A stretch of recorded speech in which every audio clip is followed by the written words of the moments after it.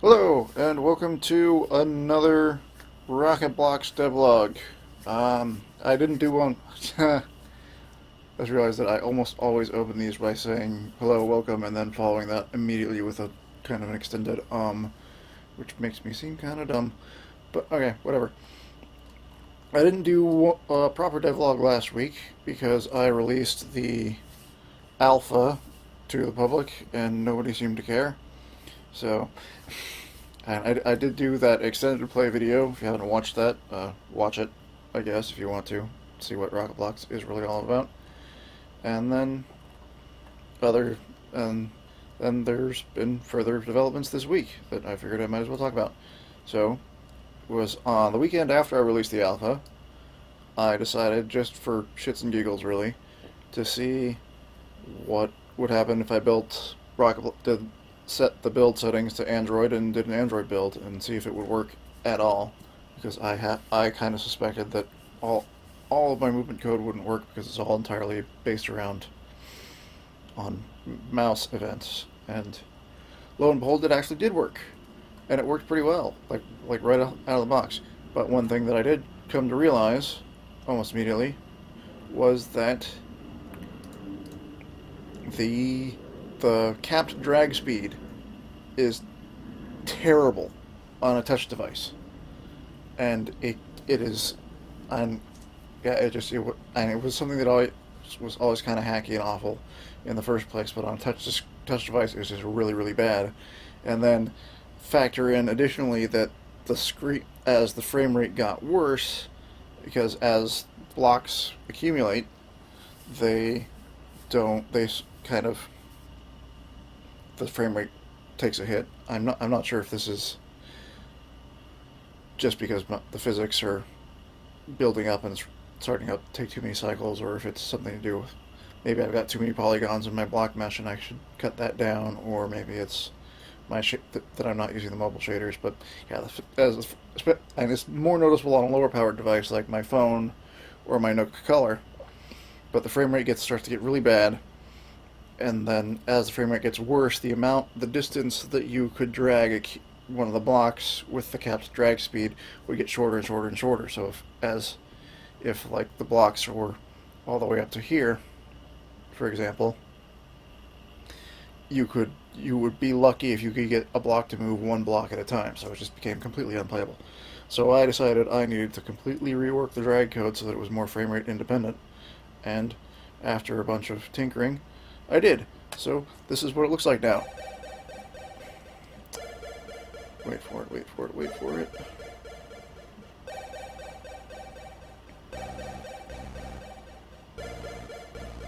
Cubes, thing.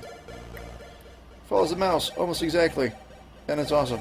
And it totally works, and I am totally stoked that I figured it out, and it took me a while to figure out.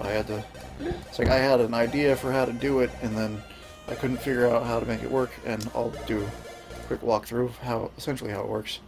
Because so my initial idea was that I had to do, basically I needed to have it take a look at where the block's position was and run the difference between where the block was and where the mouse had moved to, with like where the block is and where the mouse is at that frame, and then run a difference and then do some stuff.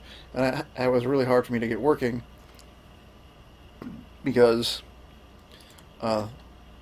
the array of the grid cubes, which I don't know why those are not, stupid gizmos.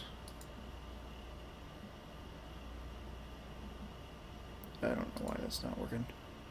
But yeah, these background grid cubes that are responsible for assigning the actual playing blocks to their array indices is kind of inverted from my world coordinates. So this first row here is row 0 of the array, and this bottom row is row 12.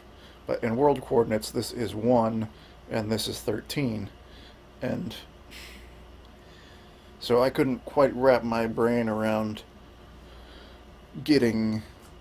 basically flipping the thing to get the distances to work properly, because I'm not, because I'm kind of dumb, apparently, and that was kind of blocking me. And then I finally decided, I'll, then I realized, you know what, if I just flip the array so that this is row 0 and this is row 12, then it'll be way easier to do. And I did that, and it worked, and I was like, sweet, it works. But for reasons that I still cannot fucking fathom at all, the physics start working completely differently started working completely differently when the array was the other way around.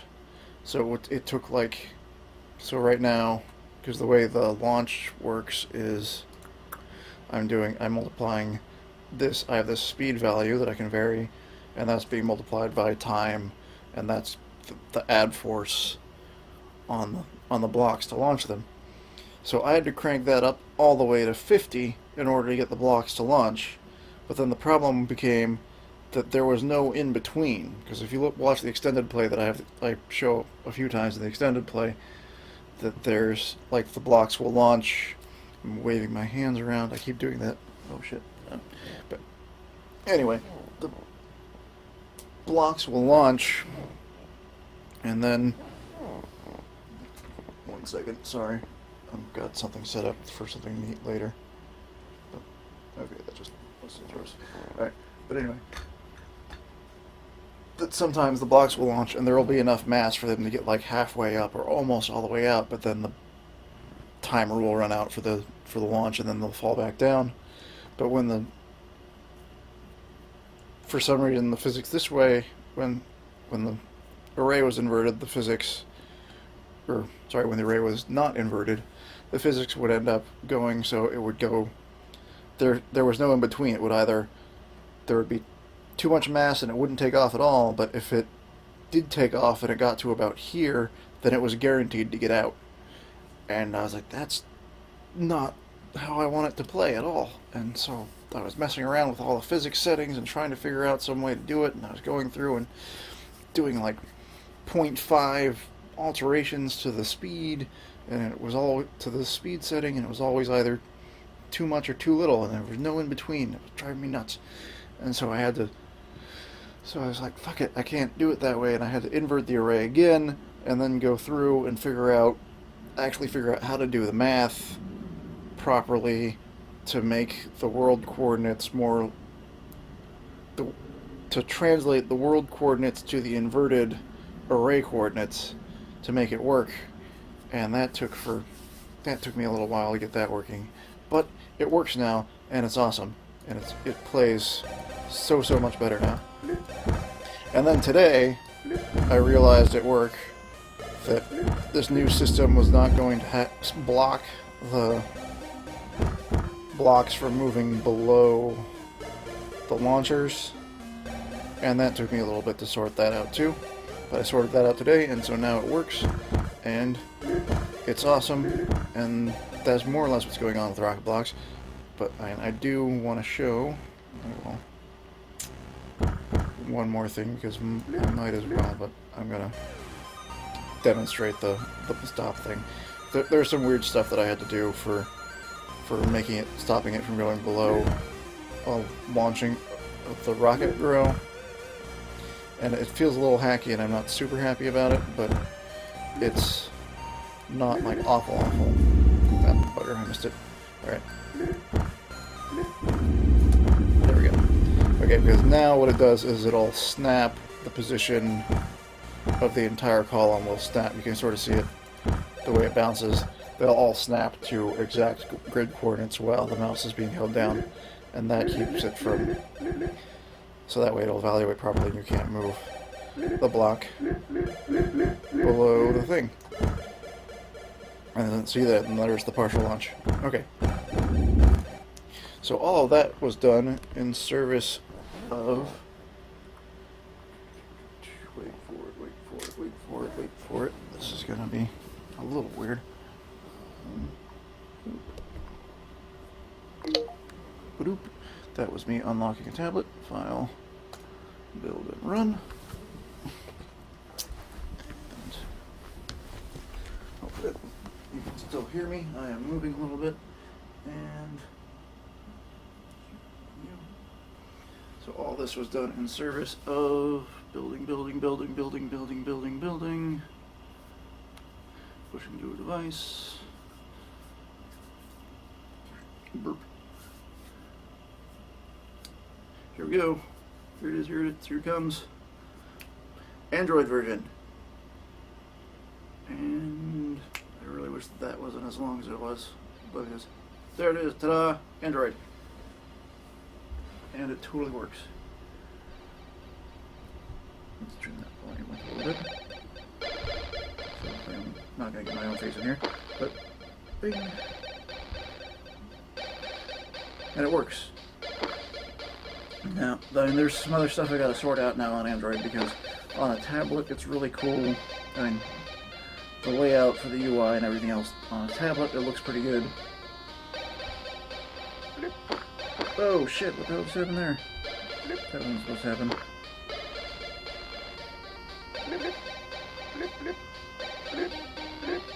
Yeah, those all work now. Yeah, that was weird.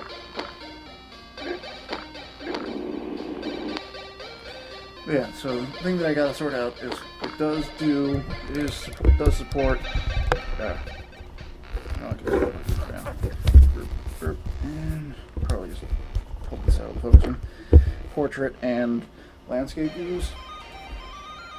But the problem is bad focusing. In landscape, the UI doesn't fit properly at all.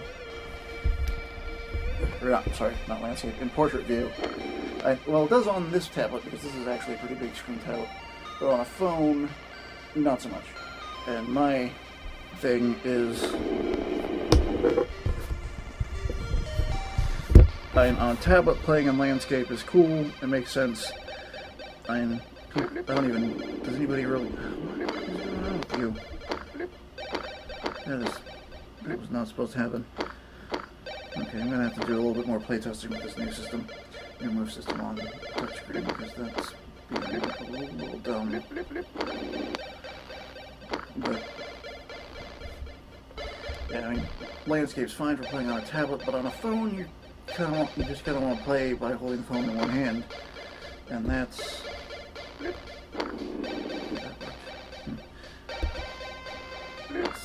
So I need to I have to account for that, for a portrait orientation, and that's gonna,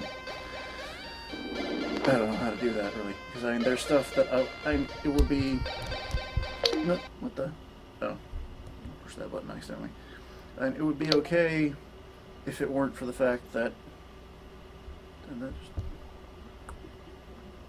that just killed it, no. Wait. Wait.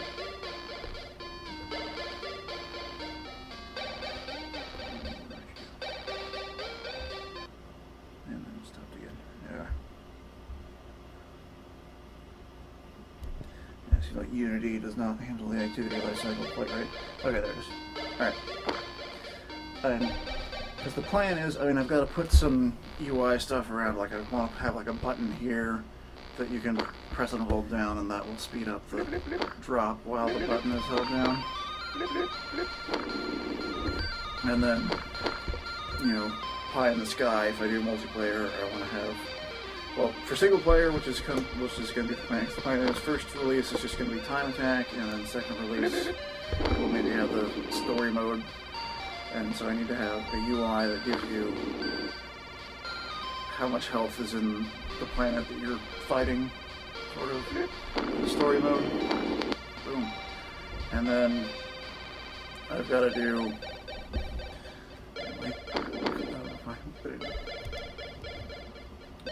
but yeah, so there's got to be that UI, and then I need to have, then if I can manage to get multiplayer going as well, then I need to have, in that left-hand side over there, I need to have the UI actually for the people that you're playing against, so that you can target them to do like the specific, because the way it works, I am shamelessly cloning Meteos here, and the way it works in Meteos is that in multiplayer, if you've got, it'll either evenly divide the blocks that you launch out against everybody that you're playing against, or you can select a specific person. It'll send all of your blocks to them. So I need that sort of selection UI, and fitting all that UI into a, or even just the drop faster and story mode life UI into the portrait orientation is going to be a little weird, but I've got to figure that out. And then but I think that's, though, at least as far as the life and things, that's for the 2.0 version, or whatever I end up calling it. But that's what's going on with Rocket Blocks. So thank you for watching, and subscribe and like, and follow the Whiskey Neat Games Google Plus page. Follow me on Twitter, maybe, if you want. I don't know. Most likely, if you watched this, then you're already following me on Twitter, or you saw a retweet of it. And that's it. Thank you, and goodbye.